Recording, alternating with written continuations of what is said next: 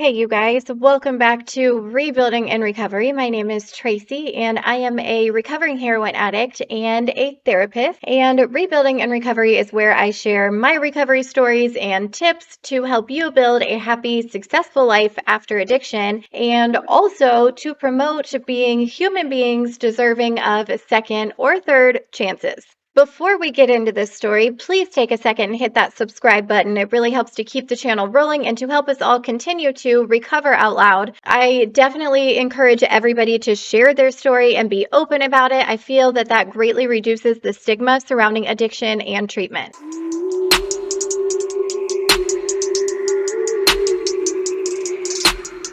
You guys can follow me on my other social media platforms. I have Instagram, Facebook, TikTok, Patreon. Those are listed below the video, as well as more information about me and my story. So without further ado, today I will be sharing with you how I was able to get clean after 10 years in active addiction. You guys, I have been on drugs on a regular basis since I was 14 years old. From the ages of 14 to 24, drugs were an everyday part of my life. And for much of that time, I was also a heroin addict.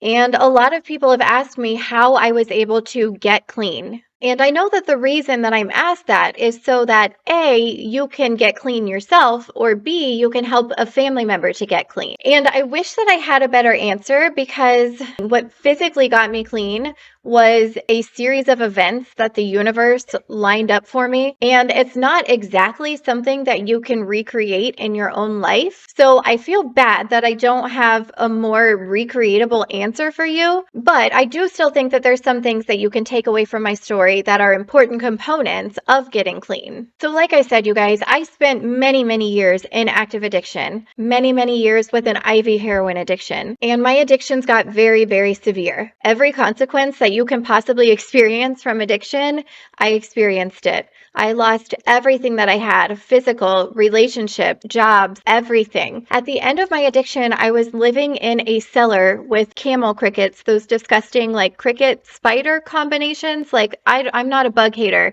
I don't think bugs are disgusting in general, but these bugs in particular are especially creepy. And I was living in a cellar with a ton of these things because I was on the run from arrest warrants. I was spending literally all day, every day, hustling for money, going to the city to get drugs, and then being in my cellar shooting dope. And I had very much accepted that was who I was now. I had very much accepted that I was not ever going to recover. I tried to detox. I couldn't. A good life was not in the cards for me. I had accepted that I would die as an addict, and I was okay with that. In fact, I wish that it would go ahead and happen because I was miserable. So to be here where I am today, a therapist, a mama, a homeowner, genuinely happy, I'm very shocked that I made it here. And I very much believe that if I can make it here, then so can you. So I'm going to share with you the top 4 things that contributed to my getting clean. Now, I had been to treatment multiple times. I have been to every kind of treatment you can imagine. I've done a hospitalized detox. I've done inpatient. I've tried to detox myself.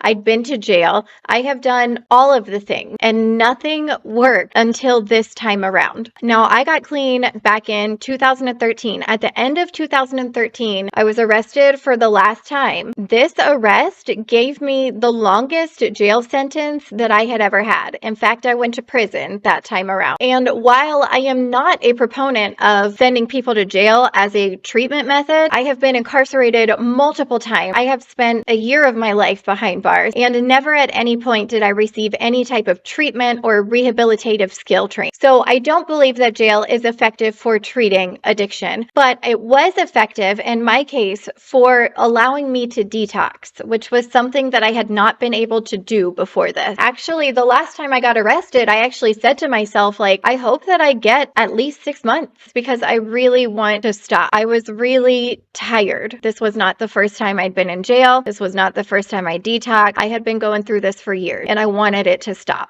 I did get more than a 6-month sentence. That time in jail and prison allowed me to get my body and my mind clear for the first time since I was 14 years old. And I definitely think that you need to have that detox. And it blows my mind that treatment centers often only give you a week or a month top for detox purposes, because when you've been using drugs for years and years, it takes a lot longer than a week or two to get your body right again. And the chemicals in your brain that are altered, your hormones are altered, and it takes time for those to regulate again and for you to begin functioning like a normal human being again. So that lengthy sentence for me gave me that time, and it allowed my body and mind to straighten itself out. Now, after my time in prison, I was then sentenced to complete a program at a halfway house, which was another 4 months. And I fully believe that my time in the halfway house saved me. I love halfway houses. I think that everyone should go to halfway houses, even if you don't have an addiction.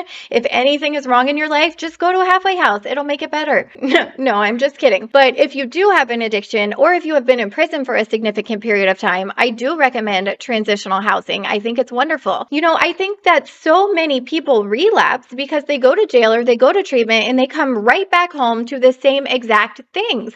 The same people, the same routines, the same habits, even the same places can be triggering for you. To have the opportunity to get away from what's familiar to you, to change your routines, to change the people that you're around, and to learn how to function in the real world without drugs, I think that's huge. I think it's huge. And it made a big difference in my life. I fully believe if I had gotten out of prison and went right back home, I probably would have relapsed. I really believe that. And there are halfway houses that are completely free out there. The one that I stayed in was completely free. I mean, the woman that ran that house, she was an angel. Very, very nice woman. Not all of them are like that, but you can find places that are covered by insurance or free. But now here's the big one. Here's the one that really, really changed my life. Something happened while I was in the halfway house. After we had been there for a couple months, we got day passes where we could go out and do what we wanted for the day and then come back to the halfway house. Well, on one of my day passes, I ended up meeting up with my ex, and it was at that time that I became pregnant for the first time. And that pregnancy changed my life. I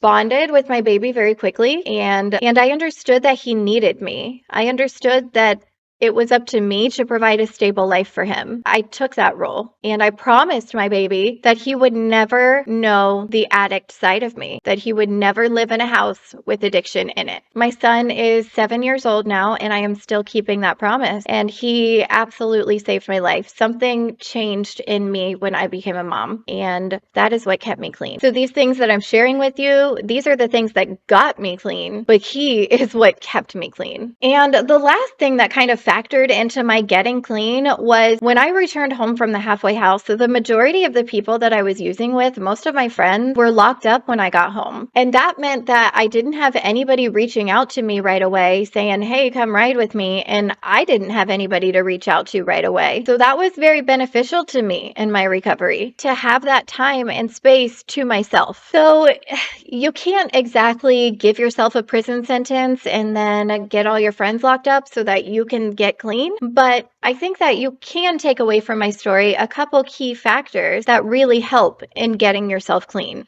which is separating yourself from negative environments, separating yourself from your usual routine, getting yourself some clean time and a good detox, and finding your reason, finding your why and your reason to continue on. If you are watching this and you are in active addiction, or you have a loved one that is in active addiction, I'm going to provide a link below this video to treatment centers and mental health resources. Take it from someone who knows from experience. This does not have to be the end of the road for you. I know that it feels like it, but trust me, it does not have to be. Thank you guys for watching. Don't forget to hit the subscribe button. I have videos coming out every Saturday, sometimes in between there. If you guys have any suggestions for my next videos, drop them below this video in the comments, and I will see you next Saturday.